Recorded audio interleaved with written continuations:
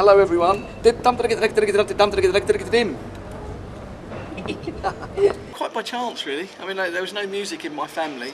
I was 19 and I was walking past a drum shop one day and thought, well, there's a sign on the window for drum lessons, so I'll go and have a drum lesson and see what happens.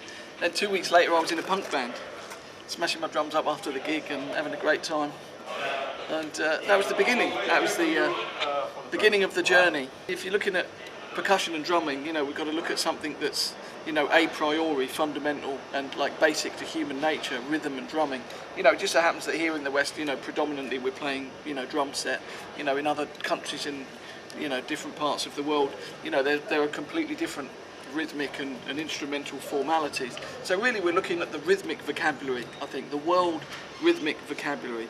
And you know, if we want to expand as a player in any idiom, whether it's an Indian player expanding by listening to Western influences, or you know, a Western player listening to Indian influences or other worldly influences, you know, we build up our rhythmic repertoire by moving into different cultures, seeing how they approach improvisation, seeing how they approach rhythm, seeing how the whole thing is sort of put together, the formalities of how they solo, you know, what they do with the whole sort of rhythm world.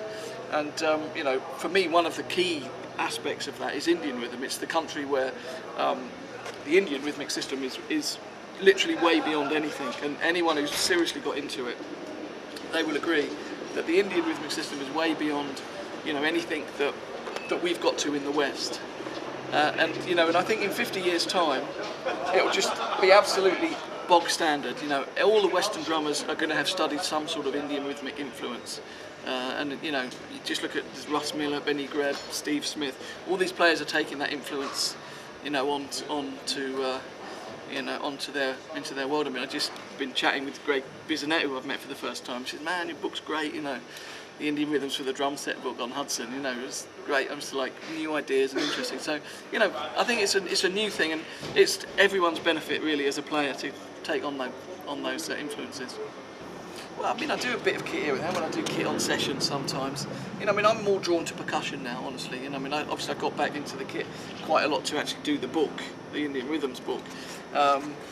You know, in some ways that answered that question for me. You know, I love playing drum set, but you know, I'm much more into, you know, the lyricism that I find in percussion at the moment. Although I still love drum set, obviously. Pete Lockett, I had the chance to perform with Pete Lockett in Canada at the Cape Breton Drum Fest. Pete Lockett was there. He played, my gosh, with the Indian tabla drumming and percussion, the sounds he gets, it's absolutely magical. What's interesting too is I was watching Benny Greb's DVD on Hudson Music, and there's Pete Lockett again playing with Benny Greb. You gotta see him. They're playing in the hills in Germany, and it's unbelievable. Pete Lockett, Benny Greb, great stuff. Pete Lockett, phenomenal musician. Pete I actually just met a year ago, but I've been hearing about him, and he was described to me by somebody in London saying, "There's a guy here that's got some huge locker full of world music instruments, and you're gonna love this guy." Then I heard him, and he works with Doug Wimbish, who plays bass with Living Color. And when I got a chance to meet Pete, it was just, you know, we're drummers. It's like we have a special family. He's a great cat. Very interested in hearing him. First of all, there's learning the instrument. When you learn a new instrument, you need to sort of focus specifically on that instrument for a while. And then once you've got, you know, instruments as part of your repertoire, you know, I mean, I'm a multi-percussionist, you know, a hybrid multi-percussionist. So, you know, my instrument is multi-percussion, and I try and bring all these different Indian, Japanese, Arabic, you know, Western elements into my playing. And so, you know, I'm lucky, you know, I mean, there's a lot of situations that I can play lots of different styles of drum. So, you know, it's keep it all going at once you've got the instruments together a little bit. The tabla, for example, it's predominantly a right hand. You know, all the treble stuff is happening with the right hand, a lot of the fast stuff. There's a lot of linear patterns, so you know, there's a lot between both hands. But you know, in a sense, it's similar to linear kit playing, where things are split between the hands. But you know, if you go between lots of different instruments, from the Turkish, Arabic, you know, to the Indian, to the, you know, Japanese, you know, there's a completely different sort of approach to, Indian, for example, is really a linear sort of rhythmic thing, whereas if you look at Western drum set playing, you know, that's more of a sort of multi-voice approach in a similar way to African and Cuban rhythms. Well, I think there's just infinity in drumming, and if you go into the deepest depths of Rajasthan, you'll find someone playing an instrument that you've never seen before, a percussion instrument. And particularly in North India, there are folk instruments that you wouldn't imagine. Unfortunately, a lot of it's dying out now because they can't earn any money. As folk players, and their children are coming up and choosing not to take that path and go into some sort of business studies or something like that. So a lot of these things are dying out, but there's such, for me, rhythm and sound. I mean, you listen to a train, you listen to the sound of a train, or the sound of something caught in the washing machine, turn around, you've got rhythm, irregular rhythm, regular rhythm. Even the way that I'm speaking now, the words that I'm saying, they've got their own rhythm. So, I think we're just really discovering the world of rhythm, and we've got to sort of define exactly what that is. I talk for myself really. And for me, drumming affects me at a very deep level, drumming and rhythm. Otherwise I wouldn't have made it my life study. So, I could only assume, because of the popularity of drumming generally, that it's something that deeply affects people in a primal way, in an a priori sort of significant way. Otherwise we wouldn't be here today. There wouldn't be so many people turning up to see people drumming. I'm not political music. I just play music because I love music. That's, I mean, if all I will say is if all the politicians were drummers and musicians, we'd be in a better place in the world, for sure. Oh, really, because, you just got to play the music. If you listen to the music and you play what's relevant to the music, there are certain things that are basic, obvious basic things as a percussionist. Does it need something in the top end? Does it need something in the bottom end? Is the mid-frequency empty? Is the mid-frequency full? What do we need to add to a track to make it work, to bring it alive, to add a sparkle to it, or to add some depth to it? And it's, that's what I think. I don't really think, oh, this is Indian or this is Arabic or this, I think of music. Music is music, and we're one people really. I'm just happy, with my life and music as it is. I'm continually being given new challenges and new people to work with. For example, starting to work with Simon Phillips recently, and again we're going to perform tonight. So it's great, and I'm just happy that that's continually coming up.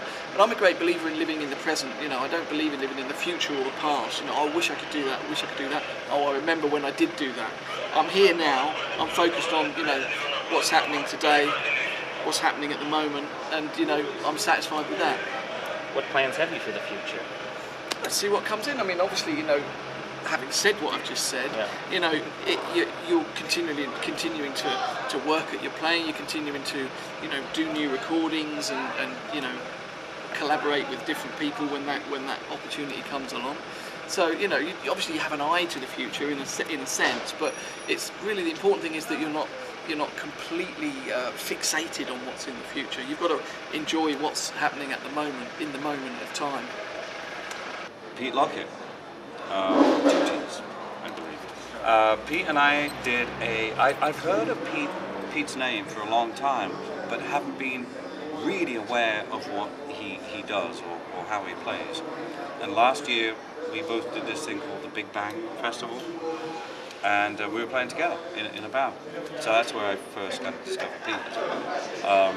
Absolutely wonderful is being able to play and understand all these different types of instruments, and different playing and different rhythms. He's spent a long time studying, which is great. Lovely guy, great player, and in fact we're going to do something together tonight. I'm surprised. I mean, just get a good teacher, really. Honestly, I mean, it depends what you're learning and how inspired you are. I mean, I just had a couple of basic lessons on the drum set and went for, pretty much my whole life without lessons on the drum set. But I mean, I've learned to do what I wanted to do at that time on the drum set because I'd sit and transcribe, I'd sit and work, I'd sit and and that's the same for any instrument. If you sit and work hard and you listen hard and you try and transcribe and you accept the fact that you can't be omnipotent, it's just, you're just there to play music. You're not there to be the best drummer in the world or be as fast as anything. You're there to make music. And if you attempt to make a musical statement and not like a flashy and for no reason sort of flamboyant statement, then you're making music and you can't fail. It's timing. I mean, it's feel really. I mean, if you look at Brazilian, the feel of Brazilian groove, the liltedness of it.